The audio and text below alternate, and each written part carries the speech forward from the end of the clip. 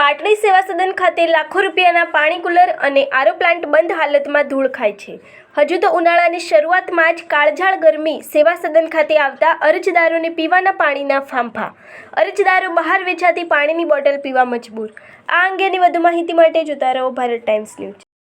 દસાડા તાલુકાનું સેવા સદન પાટડી ખાતે આવેલું છે અને જેમાં વિવિધ પ્રકારની સરકારી કચેરીઓ આવેલી છે।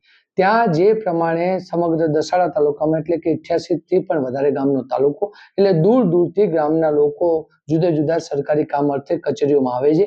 ત્યારે જ્યારે હવે ઉનાળાની સિઝન શરૂઆત થઈ ગઈ છે અને આમ પણ ગણવા જાઓ તો સુરેન્દ્રનગર જિલ્લામાં દસાડા પાટડી આમાં ગરમીનું પ્રમાણ ખૂબ વધારે પ્રમાણમાં હોય છે। ત્યારે તે સેવા સદનની અંદર જે આરઓ પ્લાન્ટનું મશીન કર્યું છે, અરજદારો માટે જે પીવાના પાણીની વ્યવસ્થા છે, જે કુલરની વ્યવસ્થા કરી છે, આ સંપૂર્ણ રીતે બંધ હાલતમાં છે। એટલે હું સરકારી તંત્ર પાસે સ્પષ્ટપણે માંગણી કરું છું કે અરજદારો માટેના પીવાના પાણીની એક માનવતાની દ્રષ્ટિએ પણ આપણે લોકોએ યોગ્ય સુનિશ્ચિત વ્યવસ્થા કરવી જોઈએ અને જે પ્રમાણે પાટડી નગરમાં પણ નગરપાલિકાના સત્તાધીશો દ્વારા જુદા જુદા વિસ્તારમાં વોટર કુલરો અને આરઓ પ્લાન્ટના મશીનો લગાવવામાં આવેલા છે, એ પણ મશીનો સંપૂર્ણ રીતે બંધ હાલતમાં પડે છે। ફક્ત ને ફક્ત શોભાના ગાંઠિયા સમાન એ કુલરો પડેલા છે।